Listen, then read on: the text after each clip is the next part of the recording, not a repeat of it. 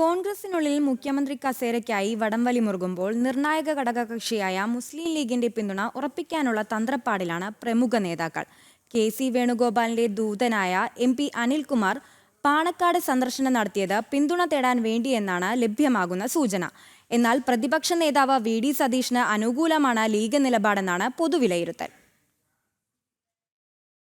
കോൺഗ്രസിൽ മുഖ്യമന്ത്രി സ്ഥാനത്തെ ചുറ്റിപ്പറ്റിയുള്ള തർക്കങ്ങൾ രൂക്ഷമാകുമ്പോൾ മുസ്ലിം ലീഗിനെ സ്വന്തം പക്ഷത്താക്കാനുള്ള തിരക്കിട്ട നീക്കത്തിലാണ് നേതാക്കൾ.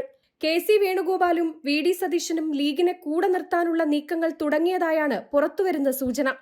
കഴിഞ്ഞ ദിവസം കെ.സി. വേണുഗോപാലിന്റെ വിശ്വസ്തൻ എ.പി. അനിൽകുമാർ പാണക്കാട് സന്ദർശനം നടത്തിയത് കെ.സി. വേണുഗോപാലിന്റെ ദൂതനായാണെന്നാണ് കോൺഗ്രസിലെ തന്നെ ഒരു വിഭാഗം ചൂണ്ടിക്കാണിക്കുന്നത്. അതേസമയം വി.ഡി. സതീശന് ലീഗ് പരോക്ഷ പിന്തുണ നൽകുന്നുവെന്ന വിലയിരുത്തലും ശക്തമാവുകയാണ്. നിലമ്പൂർ തെരഞ്ഞെടുപ്പ് കാലത്ത് തന്നെ വി.ഡി. സതീശനോട് ലീഗ് വലിയ ആഭിമുഖ്യം പ്രകടിപ്പിച്ചിരുന്നു. പ്രതിപക്ഷ നേതാവെന്ന നിലയിൽ സതീശന്റെ പ്രവർത്തനത്തിൽ തൃപ്തിയുണ്ടെന്ന വിലയിരുത്തലും ലീഗ് നേതൃത്വത്തിൽ നിന്ന് പുറത്തുവന്നിരുന്നു. ഇതോടെ മുഖ്യമന്ത്രി സ്ഥാനത്തേക്ക് വി.ഡി. സതീശന് ലീഗ് പരോക്ഷ പിന്തുണ നൽകുന്നുവെന്ന ചർച്ചകൾക്ക് ആക്കം കൂടുകയാണ്.